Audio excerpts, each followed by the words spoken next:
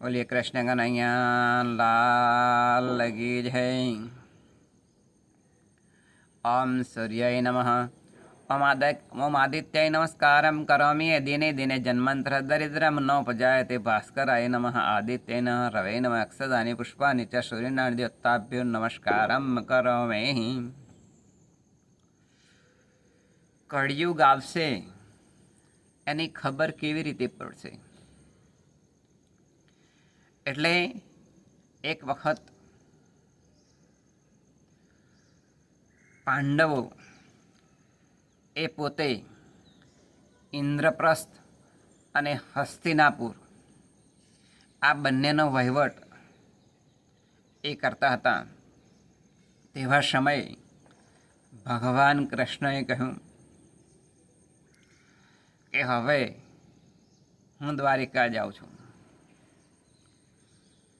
એ કૃષ્ણ ભગવાન હાલ્યા દ્વારિકાને કાંઈ લીધો મનિયારા કે રોવેશ. હોવે હોવે લીધો મનિયારા કે રોવેશ. હું તો તને પારું લાજ્યો મનિયારા. ભગવાન કૃષ્ણ એ હસ્તિનાપુર અને ઇન્દ્રપ્રસ્થથી પાંડવોને કહી અને દ્વારકા પ્રસ્થાન કરવાનું એ કહ્યું. ત્યારે યુધિષ્ઠિરે વાત કરી ભગવાન કૃષ્ણને કે હે પ્રભુ, તમે અમને ઘણી વખત કહ્યું છે કે કળિયુગ આવશે, કળિયુગ આવશે. તો એ કળિયુગ આવશે એની ખબર એ કેવી રીતે પડશે? આપ અમને કહેતા જાઓ. ત્યારે ભગવાન કૃષ્ણએ બધા જ પાંડવોને ભેગા કર્યા અને કહ્યું કે જુઓ, હું તમને દરેક દિશાની અંદર એક એક વ્યક્તિને મોકલવાનો છું અને તમારે ખૂબ દૂર સુધી હાલ્યા જવાનું અને બધું નિરીક્ષણ કરતા જવાનું રસ્તાની અંદર. અને તમારી બુદ્ધિથી ન સમજાય ત્યારે અહીંયા આવી અને તમારે મને પૂછવું. આ છે તમને કળિયુગ એ આવશે તો કેવી રીતે ખબર પડશે? એ પ્રશ્નના ઉત્તરના જવાબની અંદર આપને એ ખ્યાલ આવી જશે કે કળિયુગ આવશે તો આવું આવી રીતે પ્રકારનું હશે. એટલે જે યુધિષ્ઠિર હતા એમને કહ્યું કે તમે ઉત્તર દિશાની અંદર હાલ્યા જાઓ. અર્જુનને કહ્યું તમે પૂર્વ દિશાની અંદર ચાલ્યા જાઓ. અને ભીમને કહ્યું કે તમે પશ્ચિમ દિશાની અંદર ચાલ્યા જાઓ. અને દક્ષિણ દિશાની અંદર સહદેવ, નકુલ અને દ્રૌપદીને મોકલ્યા. આમ એ બધા દરેક દિશાની અંદર એ પોતે એ વહેંચાઈ ગયા અને પોતે હાલવા લાગ્યા. પહેલાં ભગવાન પાસે એ યુધિષ્ઠિર હતા. એ યુધિષ્ઠિર રાજા આવ્યા અને એમણે પૂછ્યું કે હે પ્રભુ, મને એક વસ્તુ સમજાયું નહીં. બોલે શું? તો હું હાલ્યો જતો હતો તો એક ઝાડ હતું. એ ઝાડ નીચે એક મોટો ઘડો હતો અને એની બાજુમાં બીજા 7 ઘડા હતા. અને એ ઘડો મેં ઊંચો કર્યો, પાણીનો ભરેલો મોટો હતો. તે પેલા 7 ઘડા ખાલી હતા, તે બધા ઘડા ભરાઈ ગયા. અને પછી એ 7 ઘડા મેં મોટા જે ઘડો હતો એની અંદર ઠાલવ્યા તો એ ઘડો ભરાયો નહીં. તો પ્રભુ આવું કેમ? ત્યારે ભગવાન કૃષ્ણએ કહ્યું કે જુઓ, કળિયુગ આવશે ત્યારે એક મા બાપ હશે, તે પોતાના 7 સંતાનોને એ પોતે રાખી શકશે, એનો ઉછેર કરી શકશે, એની સંભાળ રાખી શકશે. જ્યારે 7 દીકરા હશે તો એક મા બાપને નહીં રાખી શકે.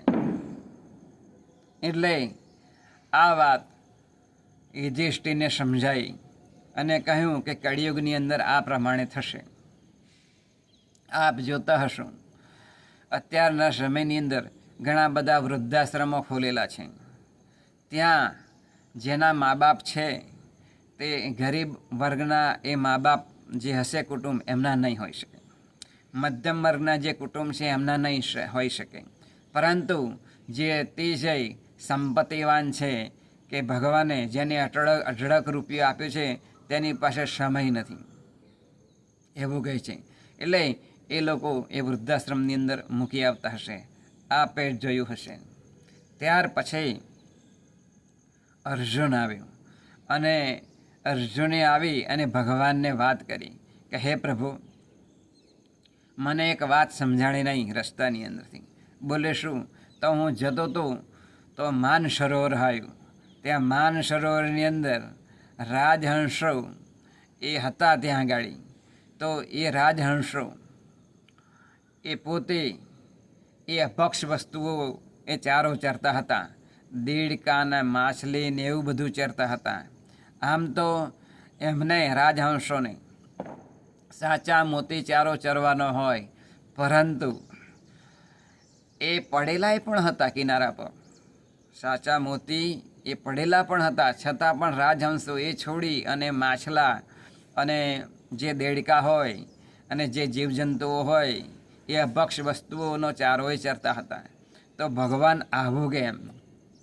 ત્યારે ભગવાને કહ્યું કે તમે જે માણસને સજ્જન સમજતા હશો, સદગુરુ સમજતા હશો, જેને સંત સમજતા હશો, જે કોઈ વ્યક્તિ સારા સમજતા હશો તમે, એ વ્યક્તિઓ નીચ પ્રકારનો હીન કૃત્યો કરશે અને એ પોતે જેલમાં પૂરાશે. દાખલા આપવાની જરૂર નથી, ઉદાહરણ આપવાની જરૂર નથી, પરંતુ આપ જોતા હશો કે અત્યારના સમયની અંદર જેલની અંદર કેટલાક સંતો છે, કેટલાક રાજકારણીઓ છે અને એમના ઉપર ગંભીર આક્ષેપો લાગેલા છે. માટે આવું થશે ત્યારે કળિયુગ આવવાનો એધાણ એ શરૂઆત થઈ ગઈ છે. તમારે આમ સમજવું. એટલે અર્જુનને પણ આ વાત સમજાઈ ગઈ. ત્યાર પછી ભીમ આવ્યા. એટલે ભીમે ભગવાન કૃષ્ણને પૂછ્યું કે હે પ્રભુ, હું હાલે જતો હતો અને રસ્તાની અંદર 3 તળાવ આવ્યા. એટલે એક તળાવ પાણીથી ભરેલું હતું અને 2 તળાવ જે હતા એ ખાલી હતા. હવે જે 2 તળાવ હતા એ જે પેલું ભરેલું તળાવ હતું એની પાસે એ પાણી માગતા હતા. છતાં પણ એ જે પેલું જે તળાવ હતું પાણીનું ભરેલું એ દૂર સુધી બીજું જે તળાવ હતું એને પાણી આપતું હતું, પરંતુ પેલા બાજુમાં જે 2 તળાવ ખાલી હતા એને પાણી નહોતું આપતું. તો ભગવાન આવું કેમ? આમ ભીમે પૂછ્યું. એટલે ભગવાન બોલ્યા કે જુઓ, કળિયુગની શરૂઆત થશે તેવા સમય જે પાડોશી હશે એને માણસો મદદ નહીં કરે. પોતાના સંબંધીઓ હશે એમને એ વ્યક્તિ પાસે ધન હશે, સંપત્તિ હશે તો મદદ નહીં કરે સંબંધીઓને, પરંતુ દૂરના વ્યક્તિઓ હશે એમને મિત્રો બનાવશે, બહેનો ભાઈ બનાવશે અને એમને મદદ કરશે. અને આપ જોતા હશો અત્યારના સમયની અંદર આવી બાબત એ ચાલી રહી છે અને આ કળિયુગની શરૂઆત છે. એટલે આ ભીમને પણ સમજાઈ ગયું કે વાત સાચી છે. કારણ કે જેની પાસે હોય તે પોતાના પાડોશીને મદદ કરતો નથી, પણ દૂરના માણસોને મદદ કરે છે. ત્યાર પછી દક્ષિણ દિશાની અંદરથી સહદેવ, નકુલ અને દ્રૌપદી આવ્યા અને ખૂબ ગભરાયેલા હતા. અને આવા ગભરાયેલા એ ભગવાન કૃષ્ણ પાસે આવ્યા. એટલે ભગવાન કૃષ્ણએ પૂછ્યું કે શું થયું? ત્યારે એ દ્રૌપદી, સહદેવને નકુલ બોલ્યા કે હે પ્રભુ, અમે જ્યાં જતા હતા એ રસ્તાની અંદર ભૂકંપ જોયો અને મોટા મોટા તોતિંગ મોટા બંગલા હતા એ પડી ગયા હતા, મોટી મોટી શિલાઓ હતી એ પણ ગબડી પડી હતી, અને મોટા મોટા તોતિંગ વૃક્ષો હતા એ પણ ગબડી પડ્યા હતા. પરંતુ એક વાત ના સમજાણી. બોલે શું? તો ઘાસ નાનું ઊંઘેલું હતું અને એક મોટી શિલા હતી, છતાં પણ એ પેલું જે ઘાસ હતું એને ટેકવાઈ રહેલી હતી.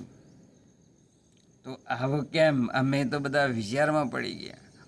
એટલે ભગવાન કૃષ્ણએ સહદેવ નકુલ અને દ્રૌપદીને વાત કરી કે જુઓ, જે જગ્યા ઉપર, જે સ્થળ ઉપર, જે ઘરની અંદર, જે કુટુંબમાં સદાચાર હશે, સદવિચાર હશે, સદવ્યવહાર હશે, જ્યાં ધર્મ હશે, ત્યાં એ સમાજ, વ્યક્તિ એ ટકી શકશે. બાકી બીજો કોઈ જ વિકલ્પ કળિયુગની અંદર છે નહીં.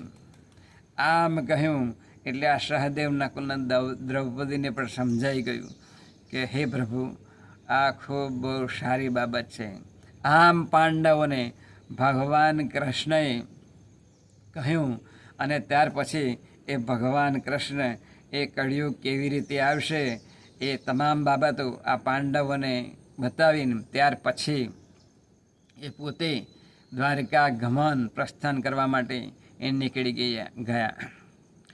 કૃષ્ણ ભગવાન હાલ્યા દ્વારિકાને, કાંઈ લીધો મનિયારા કેરો વેશ, કે ઓવે હોવે લીધો મનિયારા કેરો વેશ, કે હું તો તને વારુલા જીયો મનિયારા, કે હું તો તને વારુલા જીયો મનિયારા. ભગવાનને વાર્તા હતા બધા પાંડવો કે તમે રહી જાઓ, પણ ભગવાન એ દ્વારકા ગમન એ પ્રસ્થાન કર્યું. માટે આપણે પણ કળિયુગ એ કેવી રીતે આવશે આપ સૌને પણ સમજાયું હશે. માટે આપણે આપણા જીવનની અંદર સદાચાર, સદવ્યવહાર, સદવિચાર અને ધર્મની અંદર રહીએ અને આપણે આપણું જીવન એ ટકાવી રાખીએ. એ જ આજના શુભ દિને પ્રાર્થના બોલીએ. કૃષ્ણ કનૈયા લાલ લગી જાય.